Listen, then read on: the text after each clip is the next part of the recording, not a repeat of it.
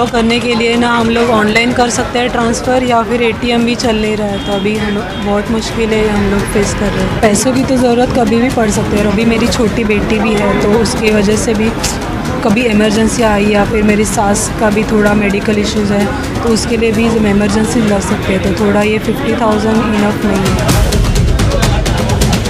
Salary withdraw भी हम लोग नहीं कर सकते, सो हमारी पूरी सैलरी इसमें अकाउंट में ब्लॉक हो गई है।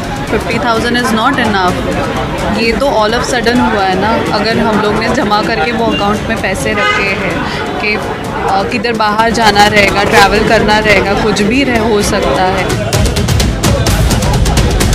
परेशानी ऐसी है कि मैंने आरटीजीएस कराना था मेरे को 50,000 रुपये का, उसने रिफ्यूज़ कर दिया है कि आरटीजीएस भी नहीं होगा, तो मैं बिजनेसमैन हूँ, मेरे को पार्टी को पेमेंट करना है, भेजना है, इसने रिफ्यूज़ कर दिया कि अभी सब कुछ नहीं होगा, शाम को मीटिंग होगी, उसके बाद डिसीजन होगा। लिमिट से दिक्कत हो रही है, ऐप काम नहीं कर रहा है, इंटरनेट बैंकिंग काम नहीं कर रहा है, कुछ भी काम करना बंद कर दिया है, परसों से ही कभी यूज़ कर रहे हैं। अभी सोचा है ट्रांजैक्शन करने के लिए, तो वो भी फेल हो जा रहा है हर जगह। जहाँ लोगों को जो है लाखों की काम हो, लाख 2 लाख 4 लाख की, वहाँ 50,000 अगर होता है तो व्यापार में किसी का अगर इमरजेंसी कोई काम हो, तबीयत खराब हो जाए या कुछ हो जाए, तो इस तरह की कामों में काफ़ी परेशानी झेलना पड़ेगा लोगों को। मैं तो बिजनेसमैन हूँ, हम लोग को बहुत बड़ा अभी प्रॉब्लम फेस करना पड़ रहा है, क्योंकि मेरा विड्रॉ लिमिट बंद हो गया है अभी। अब मेरा तो सब ऑनलाइन बिजनेस है। पूरा महीना है, 50,000 दूसरे लोग नहीं चला सकते, हम तो सैलरी वाले हैं, हमारा तो चलो हो जाएगा, बाकी लोग के लिए नहीं हो सकता मेरा।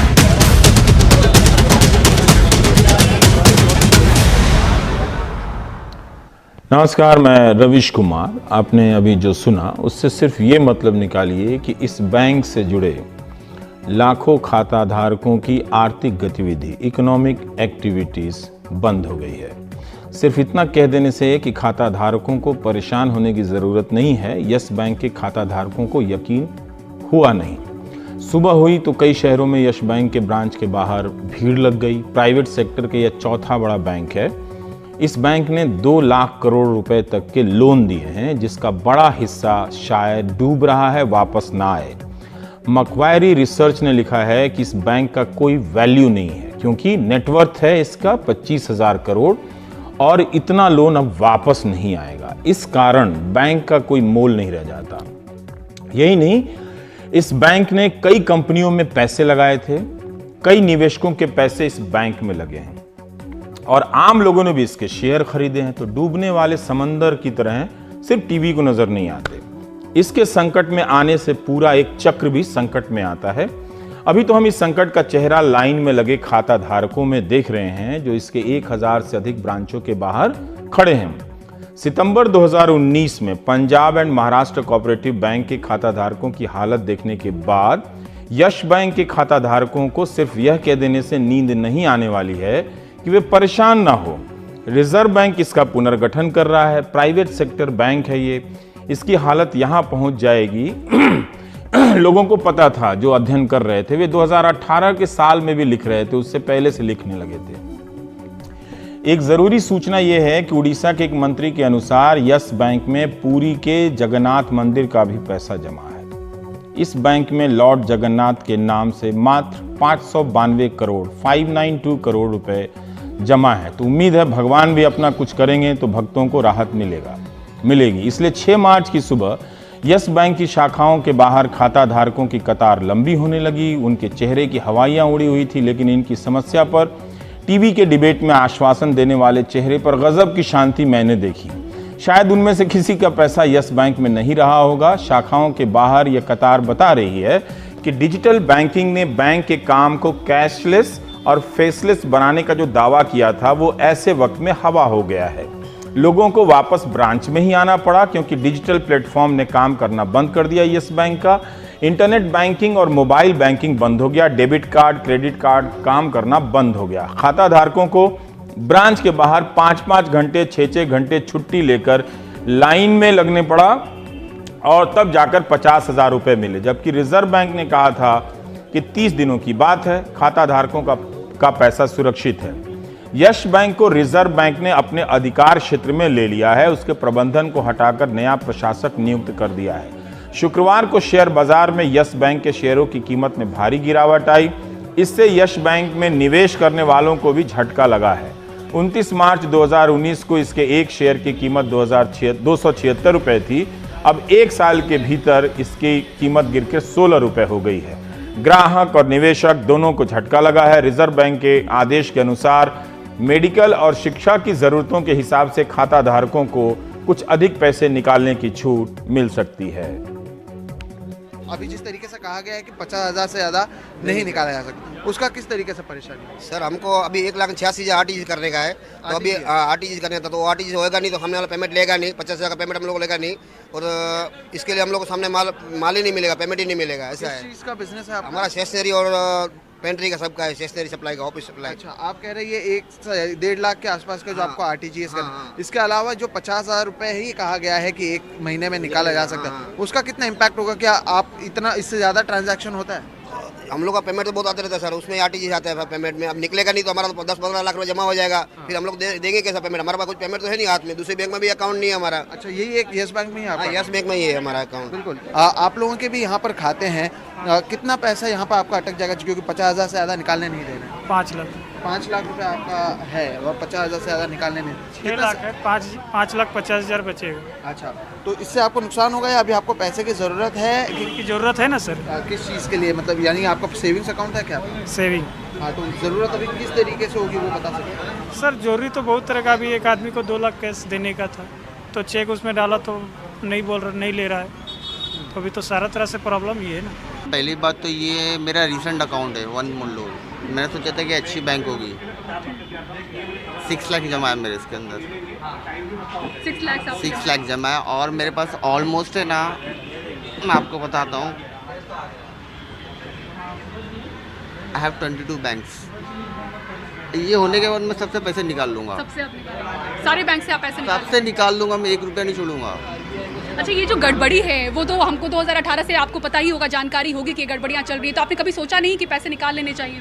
अब मैडम आपको फाइनेंस नहीं, फाइनेंस मिनिस्टर का तो हमेशा रहता है सब बराबर है, सब स्टेबल है, सब स्टेबल है, ऐसा बोला जाता है। मैम, RBI और फाइनेंस मिनिस्टर तो अभी भी कह रहे हैं कि 1 महीने में सब कुछ ठीक हो जाएगा, पैनिक करने की ज़रूरत नहीं है। आई वांट टू नो, मुझे पूछना है मिस्टर मोदी से कि आप इतना ट्रैवल करते हो, आपको 50,000 रुपये हमें कहाँ तक पहुँचोगे इतने पैसे में, कि हमको बोलते हैं लिमिट करो, जब हमारी पूरी कमाई, all the salary is here, is not fair. और ये बहुत बड़ा बैंक है, 4थे नंबर का बैंक है, निवेशकों का सबसे पसंदीदा बैंक रहा है, यहाँ पर ये स्थिति अगर बन रही है तो एक भय का माहौल बनना लाजमी है। और 1 महीने पहले किसी ने बोला था कि प्रॉब्लम है, लेकिन हमने विश्वास नहीं किया, यहाँ के पूछा भी था हम लोग, नहीं नो प्रॉब्लम। आपको लगा कि ऐसी स्थिति नहीं पैदा होगी? नहीं पैदा होगी, क्योंकि वो जो जगह में रह रहे हैं, ये भाड़ा ही कितना है ये जगह का, तो हम लोग क्यों सोचेंगे कि बैंक फ्लॉप होने वाला है? कभी आपने सोचा ही नहीं सोचा है। और बैंक की तरफ से कब जानकारी मिली मैम आपको? क्या जानकारी? बैंक ने नहीं बताया, हमने टीवी न्यूज़ पे देखा। आपने टीवी पे देखा? आपको कभी बैंक की तरफ से कुछ कम्युनिकेट नहीं किया गया अचानक? नहीं, ये सब कुछ न्यूज़ चैनल के ऊपर ही आता है, ऑन एप्लीकेशंस आता है, ठीक है, कि कल से बंद हो रहा है, but at least there should be some communication bank के तरफ से कि ये होने वाला है, because applications are down.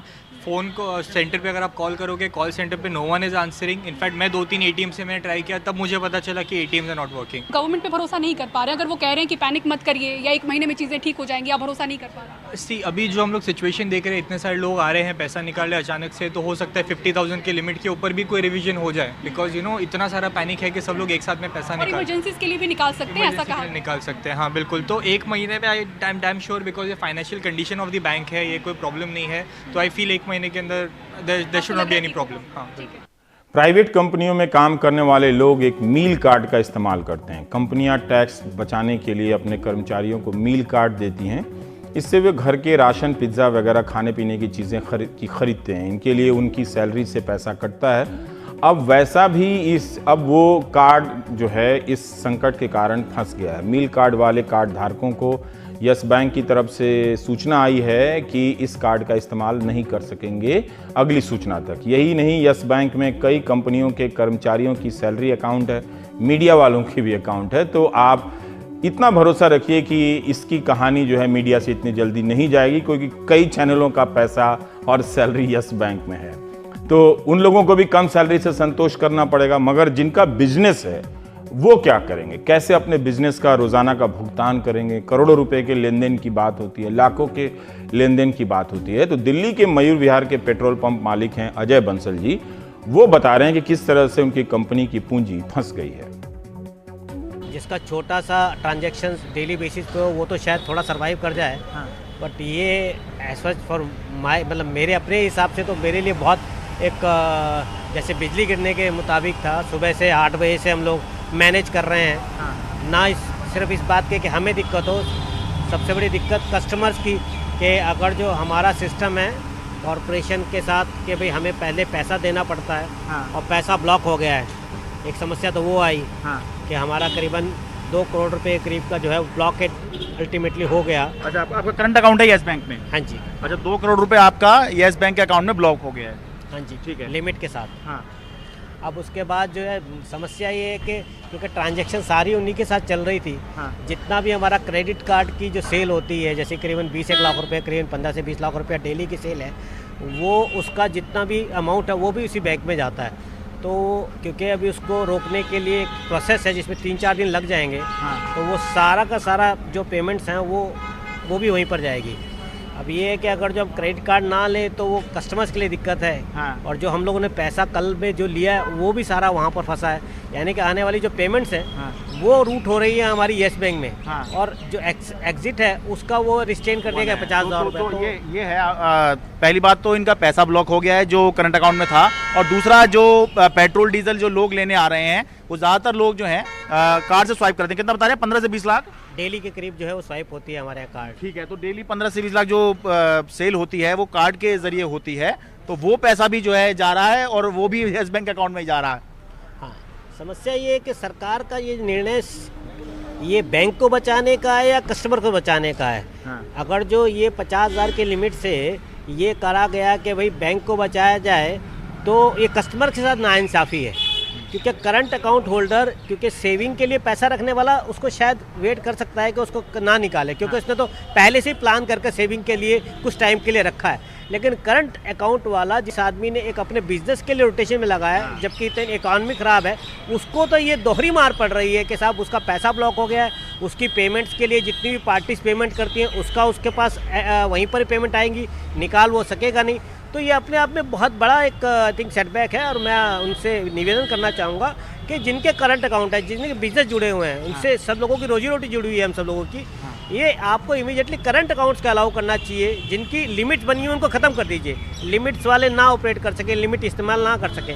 But जिनका आपका बिजनेस का रोटेशन है, जिनकी पेमेंट्स उसमें जा रही हैं और आगे पेमेंट दे के अपना जो भी प्रोडक्ट है, जो माल है, वो मंगाकर अपना बिजनेस चलाने के लिए करना चाहते हैं, ये ऐसा ना किया जाए, क्योंकि उससे हम कस्टमर मर रहे हैं। बैंक बचेगा मुझे नहीं मालूम, बैंक बचेगा, बट कस्टमर जरूर मर जाएंगे इससे। सरकारी बैंकों का निजीकरण यह कहकर किया जाता है कि प्राइवेट सेक्टर वाले बेहतर करते हैं, लेकिन प्राइवेट सेक्टर इस तरह से भरभरा जाए तो अब फिर नींद टूटती है। वित्त मंत्री निर्मला सीतारमण ने ही बताया कि यस बैंक का संकट 2017 में ही रिजर्व बैंक की नज़र में आ गया था, भारत सरकार की नज़र में आ गया था। तब से इसके भीतर बदलाव के प्रयास किए जा रहे हैं। प्रमोटर को हटाया गया, नया सीईओ लाया गया, नया प्रशासक आया। सवाल है कि 2017 से लेके 2020 के बीच रिजर्व बैंक और भारत सरकार की तरफ से इतनी निगरानी के बाद हालात बेहतर क्यों नहीं हुए? यह बैंक संकट में ही क्यों फंसा रहा? उन्होंने ये जवाब नहीं दिया कि जब उन्होंने निगरानी शुरू की यानी 2000 में रिजर्व बैंक ने, तो क्या यस बैंक को लोन देने से रोका गया, जो अब रोका गया है?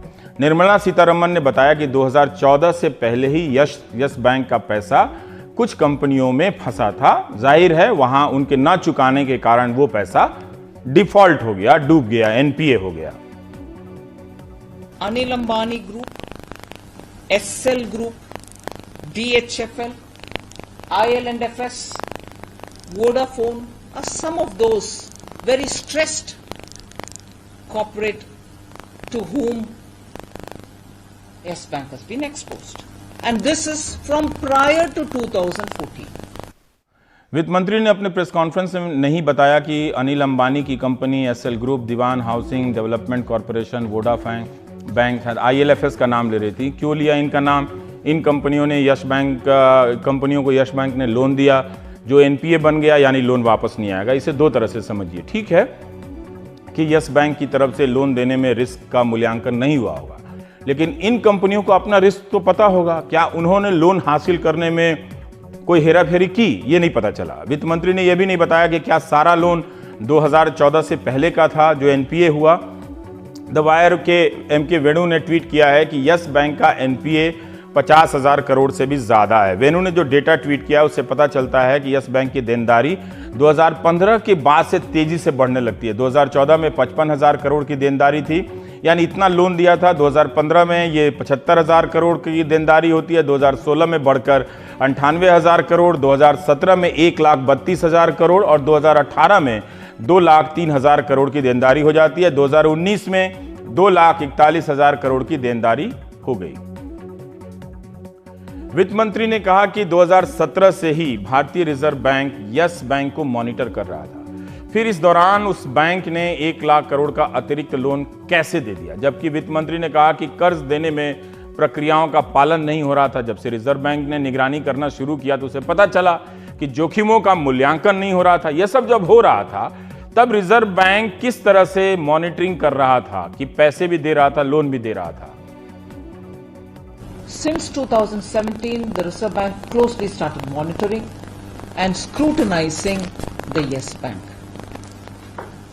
and noticed that the governance issues were of serious concern, that there was definitely weak compliance, and the culture itself was of weak compliance, and then there were also wrong asset classifications together with risky credit decisions.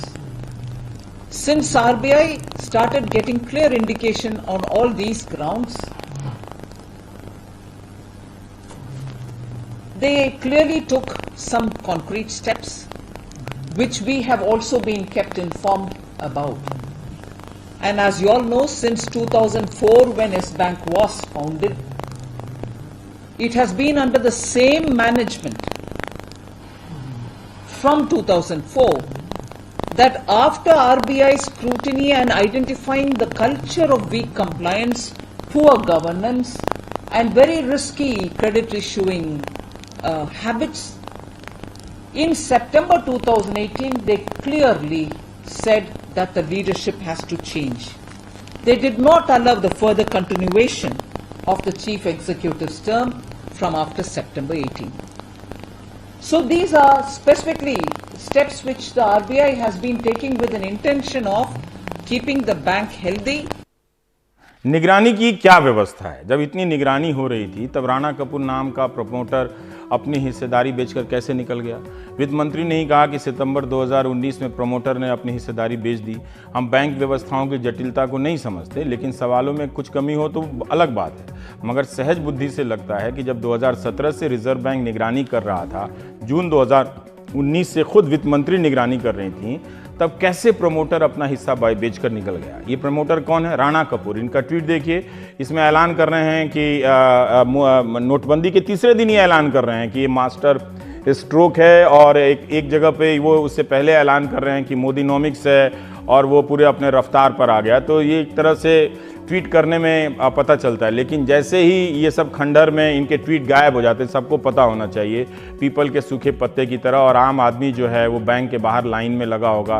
किसी ने तो सोचा नहीं होगा, लोग यही सोचते हैं उस वक्त देखकर कि कितने बड़े बड़े लोग हैं, प्रधानमंत्री मोदी की तारीफ कर रहे हैं, उनकी आर्थिक नीतियों की समीक्षा कर रहे हैं, यही लोग अखबारों में कॉलम लिखते हैं। 2014 में राणा कपूर ने लाइव मिनट के लिए एक लेख लिखा था कि अगर वे वित्त मंत्री होते तो क्या करते। 6 साल बाद आप दर्शकों को बताने की ज़रूरत नहीं है कि राणा कपूर वित्त मंत्री होते तो क्या करते। वे भले कुछ ना कर रहे होते, इस वक्त कहीं आराम से होते, लेकिन आप अपनी जमा पूंजी गंवाकर दिवालिया होकर टीवी का डिबेट देख रहे होते। तो अमेरिका का एक बहुत बड़ा बैंक है वेल्स फार्गो, कभी इससे रिसर्च करके आप पढ़िएगा इंटरनेट पे। इसके दूसरे तीसरे पैराग्राफ में जिक्र मिलेगा कि कैसे मीडिया में इस बैंक के प्रमुख को हीरो बनाया जाता है, इसके चीफ को बैंकर ऑफ द ईयर का पुरस्कार मिलता है। इंडिया में होता है भाई, इस तरह से हर साल में 20 बार ऐसे कार्यक्रम होते हैं, और उस बैंक की रैंकिंग को अमेरिका के मोस्ट ट्रस्टेड बैंक टाइप की रैंकिंग दी जाती है, जैसे इंडिया में होता है। किसी को भनक नहीं थी कि इन पुरस्कारों और रैंकिंग के गेम के पीछे जनता के पैसे का गेम हो रहा है। मई 2019 में रिजर्व बैंक ने डिप्टी गवर्नर आर गांधी को यस बैंक के बोर्ड में नियुक्ति दी थी। मई 2019 से लेकर फरवरी 2020 तक डिप्टी गवर्नर की क्या भूमिका थी, वही बता सकते हैं कि यस बैंक ने जुलाई सितंबर की तिमाही के बाद अपने नतीजे जारी करने बंद कर दिए। तब डिप्टी गवर्नर साहब क्या कर रहे थे? आम लोगों का जीवन रुक गया है। 2 साल से इनको पता थी। इन्होंने अपने डायरेक्टर को आर गांधी को पिछले साल मई में इस यस बैंक में पुराने मैनेजमेंट को हटा के उनको भी रखा और उनको भी पता था ये हो रहा है। तो मेरा सवाल ये है कि इनके कार्यकाल में जो हुआ, जिस तरह जो लोन बढ़ते जा रहे थे और वो लोन खराब भी हो रहे थे, उसका इन्होंने क्या किया, ये मेरा सवाल है। मैं बिल्कुल बिना हिचक के मैं कहूंगा कि इस बैंक के जो ओरिजिनल प्रमोटर थे राणा कपूर और उनके जो फैमिली मेंबर्स और उनके जो एसोसिएट, वो उनको तो मैनेजमेंट से हटा दिया गया था पिछले साल। और उसी वक्त आपको याद होगा आरबीआई ने अपने डायरेक्टर को स्पेशल एक नॉमिनी बना के भेजा कि बैंक में निगरानी रखने के लिए। और उसके दौरान एक नए सीईओ आए जो बैंक को चलाने वाले, उनका नाम था रवनीत गिल। वो अच्छे प्रोफेशनल थे और उनसे कहा गया कि आप इस बैंक को आप सुधारो। और उन्होंने कहा, आश्वासन दिया कि बैंक ठीक स्थिति में है और ज्यादा एनपीए नहीं है और फ्रेश कैपिटल यस बैंक को लोग कैपिटल देने को तैयार हैं। और उन्होंने कहा कि ये रिवाइव हो जाएगा। और ये उन्होंने पिछले मई, जून, जुलाई अगस्त में बोला और ये बात चलती रही। और इस दौरान जो इनके ओरिजिनल प्रमोटर थे राणा कपूर वगैरह, उन्होंने और उनके एसोसिएट, उन्होंने तकरीबन अपने सारे शेयर बेच दिए। तो तब ये सवाल उठा था कि जो ओरिजिनल मालिक और जो प्रमोटर थे, अगर वही खुद ही बेच के जब शेयर पूरा बेच रहे हैं तो इस बैंक के अंदर कुछ जरूर गड़बड़ है। क्योंकि अगर बैंक सही होता तो वो अपने पूरे शेयर, तकरीबन पूरे शेयर क्यों बेचते? ये सवाल तब भी उठा था, 3, 4, 5 महीने पहले उठा था। मगर तब भी आरबीआई ने कुछ ज्यादा लोगों को इस पे इंफॉर्मेशन नहीं दी। अब याद कीजिए, Punjab and Maharashtra cooperative bank के खाताधारकों पर भी इसी तरह की रोक लगी थी। सितंबर 2019 में हजारों लोग अचानक सड़क पर आ गए। तब रिजर्व बैंक ने कहा था कि खाताधारक 10,000 रुपये ही निकाल सकेंगे। उसके बाद इनके संघर्ष के कारण 20,000 रुपया हुआ और फिर 50,000 रुपया प्रति महीना। मुमकिन है कि उनके ही संघर्ष के कारण यस बैंक के खाताधारकों को 30 दिनों के लिए 50,000 रुपये निकालने की छूट मिली है। पीएमसी बैंक के खाताधारकों की जिंदगी बदल गई थी। कई महीनों तक वे सड़कों पर रहे। उनके बीच के कई लोगों की जान सदमे के कारण चली गई। यस बैंक के लाखों खाताधारकों को पीएमसी बैंक के इन खाताधारकों का शुक्रगुजार होना चाहिए। पीएमसी बैंक के खाताधारक अब मीडिया के स्पेस से गायब हो चुके हैं, लेकिन उनके संघर्ष आज भी उसी तरह से जारी हैं। हमने कई लोगों से पूछा कि रिजर्व बैंक के गवर्नर को लिख रहे हैं कि बीमार हैं, हार्ट सर्जरी होने वाली है और वो अपना पैसा निकालना चाहते हैं। ये और बात है कि 70% खाताधारक इस बैंक से अपना पैसा निकाल चुके हैं। तो एक तरह से ये पीएमसी बैंक की स्टोरी है। अब आगे हम आपको दिखाना चाहते हैं कि रिजर्व बैंक ने ये कहा है कि यस बैंक को बचाने के लिए स्टेट बैंक हिस्सेदारी खरीदेगा। क्या स्टेट बैंक उस हालत में है? वो कितने बैंकों की हिस्सेदारी खरीदकर दूसरे बैंकों को बचाएगा? क्या उस हिस्सेदारी को खरीदने से यस बैंक बच जाएगा? जिस यस बैंक में पैसा लगाने के लिए कोई निवेशक नहीं आया। सवाल है, बहुत दिनों तक इंतजार हुआ, कहानियां बनती रही कि ये निवेशक आ रहा है, वहां से निवेशक आ रहा है, आया कोई नहीं। कि क्या स्टेट बैंक उसका बोझ उठाने में सक्षम है? मीडिया में कई रिसर्च पढ़ने से यही पता चला कि यस बैंक ने जिन कॉरपोरेट को कर्जा दिया है वो बड़ा हिस्सा चुकाने की स्थिति में ही नहीं है। आने वाले समय में और भी लोन डिफॉल्ट होंगे, यानी जो लोन चुकाना है वो नहीं चुकेगा। फिलहाल बैंक ने लोन देने पर रोक लगाई है, तो बैंक की अपनी कमाई भी रुक गई है। अब 30 दिन के बाद ही पता चलेगा कि खाताधारकों को कि रिजर्व बैंक और वित्त मंत्री के आश्वासन का क्या नतीजा निकलता है। इसके अलावा कोई विकल्प नहीं है। भारत सरकार ने बैंकों में जमा पैसे का बीमा बढ़ा दिया है, 5 लाख रुपए तक का बीमा है। वित्त मंत्री ने भी यह कहा है कि यस बैंक में जो कर्मचारी हैं उनकी नौकरी और सैलरी 1 साल तक के लिए सुरक्षित है। जो लोग ये बात समझ रहे थे कि इस बैंक में नौकरी कई साल के लिए सुरक्षित है, वो कम से कम 1 साल के लिए सुरक्षित महसूस कर सकते हैं। मुश्किल समय है उनके लिए भी। अब आते हैं दूसरी खबर पर। सुप्रीम कोर्ट में एक मामला लंबे समय तक चला, कुछ साल पहले, कि जिन लोगों ने हजारों करोड़ लोन लिए हैं उनके नाम सार्वजनिक किए जाएं। बहुत दिनों तक रिजर्व बैंक नाम बताने से इनकार करता रहा, सरकार भी इनकार करती रही। लेकिन लखनऊ में जिन प्रदर्शनकारियों ने नागरिकता कानून के विरोध में हिस्सा लिया, जिन्हें पुलिस हिंसा भड़काने के मामले में आरोपी मानती है, उनके पोस्टर शहर भर में लगा दिए गए हैं। ये शर्मिंदा करने की कोशिश है। साथ ही प्रदर्शन में शामिल होने वालों को अपराधी की तरफ पेश किए जाने का भी एक आइडिया है। इसके नतीजे लोकतंत्र के लिए सकारात्मक नहीं होंगे। कहाँ तो लोकतंत्र में प्रदर्शन करने वालों को सरकार की तरफ से प्रमाण पत्र मिलना चाहिए कि आपने आवाज़ उठाकर संविधान की पहरेदारी की, लोकतंत्र को समृद्ध किया, लेकिन जांच से पहले या उन्हें अपराधी की तरफ पेश किया जा रहा है। क्या कोर्ट का फैसला आ गया? SR Darapuri retired IPS officer हैं। उम्र इतनी है कि लाठी नहीं चल सकती है उनसे, लेकिन उनका चेहरा इस पोस्टर पर देखकर अच्छा तो किसी को नहीं लगेगा। बुद्धिजीवी हैं, आपसे गुजारिश है कि आप लखनऊ में लगे इस पोस्टर को जरूर देखने जाइए और सोचिए कि क्या ये ठीक है। कमाल खान की ये रिपोर्ट देखिए। पूर्व आईपीएस एसआर दारापुरी जिस पुलिस के डीआईजी थे, आज उसने उन्हें दंगाई बता के शहर में उनकी होर्डिंग्स लगा दी हैं। 76 साल के दारापुरी के लिए होर्डिंग में कहा गया है कि उन्होंने 19 दिसंबर को तोड़फोड़ की, जिससे करीब 65 लाख का नुकसान हुआ, जो उन लोगों से वसूला जाएगा।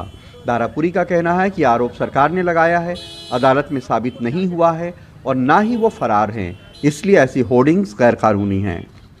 ये मैं समझता हूँ कि हम लोगों को बदनाम करने और हम लोगों को एक टारगेट करवाने के लिए उस इरादे से ये जो है हमारे पोस्टर लगाए गए हैं, और इसमें हमारी मानहानि भी है, हमारी जो लाइफ एंड लिबर्टी जो है उसको भी एक बहुत बड़ा खतरा पैदा हुआ है। इस पॉइंट को लेके हम लोग हाई कोर्ट में इसको चैलेंज करने जा रहे हैं। सदफ जाफर जब अपनी तस्वीर वाली होर्डिंग्स पे पहुंची तो वहां जमा भीड़ ने उनकी तस्वीर से उन्हें पहचान कर उन पे घटिया फिक्रे कसे। उनका कहना है कि जब उन्हें गिरफ्तार किया गया उस वक्त वो फेसबुक लाइव कर रही थीं, जिसमें पुलिस से तोड़फोड़ करने वालों को पकड़ने की अपील कर रही थीं। होर्डिंग में तस्वीर छपते ही उनकी बदनामी हुई है। वो एक्टिविस्ट हैं, दंगाई नहीं।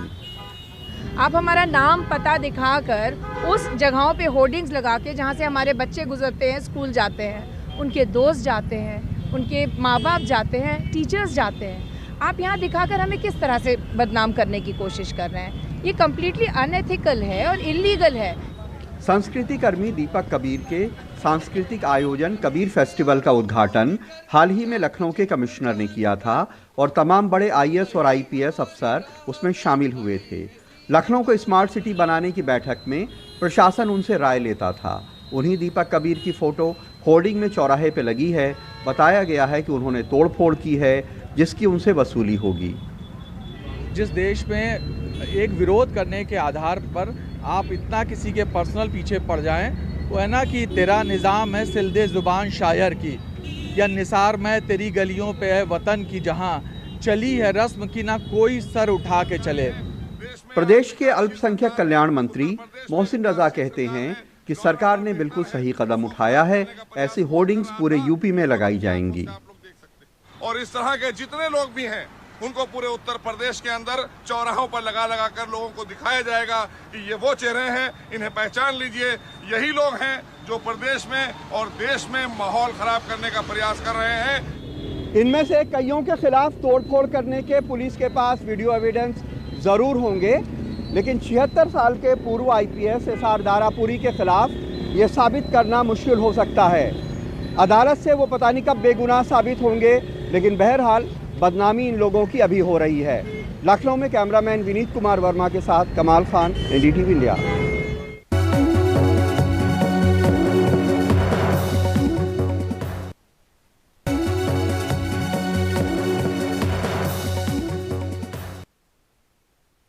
भारत में कोरोना के मामलों की संख्या बढ़कर 31 तक पहुंच गई है और दुनिया भर में इससे प्रभावित लोगों की संख्या अब 1 लाख पार कर गई है। दिल्ली से सटे गाजियाबाद में कोरोना के केस की पुष्टि हुई है। ये शख्स हाल ही में तेहरान से लौटा है। सरकार एक के बाद एक एहतियाती कदम उठा रही है। केंद्र सरकार के दफ्तरों में बायोमेट्रिक हाजिरी पर फिलहाल रोक लगा दी गई है। यूजीसी ने भी विश्वविद्यालयों को एडवाइजरी जारी करके कहा है कि परिसरों में भीड़ जमा होने से बचाएं। स्वास्थ्य मंत्री डॉक्टर हर्षवर्धन दिल्ली के इंदिरा गांधी इंटरनेशनल एयरपोर्ट पहुंचे। वहां विदेश से आने वाले यात्रियों की स्क्रीनिंग का जायजा लिया। वो वीडियो कॉन्फ्रेंसिंग के जरिए राज्यों के हालात का भी जायजा ले रहे हैं। कोरोना वायरस के चलते उड़ी अफवाहों से चिकन कारोबार पर बुरा असर पड़ा है। दावा है कि पोल्ट्री उद्योग को 60,000 करोड़ का नुकसान हो गया है। लोग चिकन नहीं खरीद रहे हैं। कोरोना वायरस है, इसकी जांच के लिए किस लैब में जाना चाहिए, एक लैब में कितने सैंपल की जांच हो सकती है, एक आदमी को कितना सैंपल देना होगा, ये सब ऐसे सवाल हैं जिन्हें जानना बहुत ज़रूरी है। हमारे सहयोगी परिमल ने एनसीडीसी के निदेशक डॉक्टर सुजीत कुमार सिंह से बात की। सर, सबसे पहले ये समझना चाहते हैं, किसी को शक हो कोरोना को लेकर तो वो कहाँ जाए? अगर किसी को शक है तो पहली चीज़ ये है कि हमारे सरकार ने एक डेजिग्नेटेड हॉस्पिटल बना रखे हैं, डेजिग्नेटेड स्क्रीनिंग प्लेसेस हैं, वहाँ पर वो जाएं। और सबसे पहली मेरी ज़रूरत है कि सबसे पहले वो कॉल सेंटर में कॉल करें कि मैं इस जगह पे हूँ, जिससे कॉल सेंटर उसको नियमित रूप से ये बताए कि वो उस जगह, उस पर्टिकुलर ज़िले में, उस पर्टिकुलर राज्य में उसको किस जगह जाने की आवश्यकता। कॉल सेंटर का नंबर अगर बता दे तो। हाँ जी, 011-2397-8046। और दिल्ली की अगर बात करें तो ये लैब कहाँ कहाँ पर है सर दिल्ली में? जी, ये टेस्टिंग लैब तो हैं एम्स में है जैसे दिल्ली में, और हमारे एनसीडीसी में है, और एनसीडीसी के अलावा अभी हम जो दूसरी लैब्स बनाने की कर रहे हैं प्रक्रिया, लेकिन आज की तारीख में हमारी 2 ही लैब एक्टिव हैं। मतलब किसी को अगर शक होता है तो या तो एम्स जाए या एनसीडीसी को संपर्क करे? नहीं जी, नहीं जी, लैब में जाना कोई व्यक्ति के लिए वो नहीं है और सुरक्षित भी नहीं है और जाना भी नहीं चाहिए। हमारा उद्देश्य ये है कि पहले अपने आप का परीक्षण कराएं। एक जो डेजिग्नेटेड हॉस्पिटल्स हैं उस जगह पे जाएं आप, वहाँ पे चिकित्सक द्वारा अपना परीक्षण करवाएं। अगर चिकित्सक को लगेगा कि आपके सैंपल की आवश्यकता है या आप कोविड की डेफिनेशन में आते हैं, तो चिकित्सक आपको उचित सलाह देगा और वो माइक्रोबायोलॉजिस्ट वो आपका सैंपल कलेक्शन की भी व्यवस्था करेगा। तो किस किस हॉस्पिटल में जाएं? यहाँ पे जैसे सफदरजंग हॉस्पिटल है, जैसे आरएमएल हॉस्पिटल है, अगर एयरपोर्ट से आप आए हैं तो एयरपोर्ट हॉस्पिटल है, 3 हॉस्पिटल हैं, और दिल्ली सरकार ने भी कुछ हॉस्पिटल की लिस्ट निकाली है जिसका कि मेरे को अभी ऑथेंटिक जानकारी नहीं है। अच्छा, एक लैब एक दिन में कितना सैंपल ले सकता है, कितने मरीज का सैंपल हो सकता है? देखिए, डिपेंड करता है कि लैब के पास कितनी RT-PCR टेस्टिंग मशीन्स हैं और कितनी वायरस आइसोलेशन की मशीन है, और डिफरेंट इसमें इक्विपमेंट लगते हैं। हम उसको एक ही तरीके से नहीं देख सकते कि एक लैब कितना कर सकता है, लेकिन जैसे अगर हम आमतौर पे आप माने कि हमारी और एम्स की लैब कितना कर सकती है, हमारी लैब करीब 200-250 सैंपल पर डे कर सकती है, और एम्स की लैब भी करीब करीब इतना ही कर सकती है। एक मरीज को कितनी बार सैंपल देना होता है जिससे ये कंफर्म हो सकता है कि उनको है या नहीं है, उनको क्लीन चिट मिल सकती है? कितनी बार? देखिए, आपने एक बहुत ही ज़रूरी क्वेश्चन पूछा ये कि कितनी बार देना पड़ता है। अब आप जैसे कि जानते हैं कि इस बीमारी का इंक्यूबेशन पीरियड, मतलब जिस दौरान वायरस हमारे शरीर में प्रवेश कर जाता है लेकिन हमारे में कोई लक्षण नहीं होते, तो हमारे वायरस को मल्टीप्लाई करना पड़ता है शरीर के अंदर, जबकि वो बीमारी पैदा करने की क्षमता रख में आए। तो जब सिम्टम पैदा होता है तब उसको इंक्यूबेशन पीरियड कहते हैं। जो पीरियड हमारे वो इसमें इस पर्टिकुलर चीज़ में, अगर जैसे मैं आप संक्रमित व्यक्ति के सहयोग का संपर्क में आया और जैसे 2 से लेकर 14 दिन तक का इसका माना गया है, तो 14 दिन के पीरियड में हो सकता है आपको बार बार भी परीक्षण कराना पड़े। तो कितनी बार हो सकता है मैक्सिमम सर? नहीं, देखिए, ऐसा कोई लिमिट नहीं है। मैं यही कहना चाहता हूँ, आपको आपने पहले दिन सैंपल दे दिया, सैंपल आ गया नेगेटिव। सैंपल नेगेटिव इसलिए आया क्योंकि वायरस उस समय अपने आप को मल्टीप्लाई नहीं कर पाया था। आपने 14 दिन फिर आप गए या 10वें दिन गए, 10वें दिन आपको डेवलप हुआ, वायरस हो गया और आपका पॉजिटिव आ गया, तो आप केस में परिवर्तित हो गए। तो ये चीज़ डिपेंड करती है, ये चिकित्सक के ऊपर रहना चाहिए। मैं व्यक्ति अपने ऊपर ये न ले निर्णय कि मैं अब जो है बिल्कुल एक बार मेरा नेगेटिव आ गया, अब तो मैं बिल्कुल फ्री हूँ किसी काम के लिए। 14 दिन तक का पीरियड मैं ये कहता हूँ जो सरकार, WHO सबके द्वारा कहा गया है कि हमको इस दौरान बहुत ही चौकन्ना रहने की आवश्यकता है। रिपोर्ट कितने दिन में आ जाती है, एक सैंपल की रिपोर्ट जो? देखिए, रिपोर्ट की जैसे अगर दिल्ली में बात करें, ये भी निर्भर करता है कि भारत के किस जिले से हमारे पास सैंपल आया है। अगर दिल्ली की बात करें 24 घंटे में रिपोर्ट आ जाती है। लेकिन अगर मान लीजिए वही रिपोर्ट हमें पटना से सैंपल आ रहा है, दूसरे लैब के थ्रू आएगा, कोरियर में टाइम लगता है। अब जैसे लेह की लद्दाख की रिपोर्ट थी, तीसरे दिन आ पाई थी हमारे इसमें।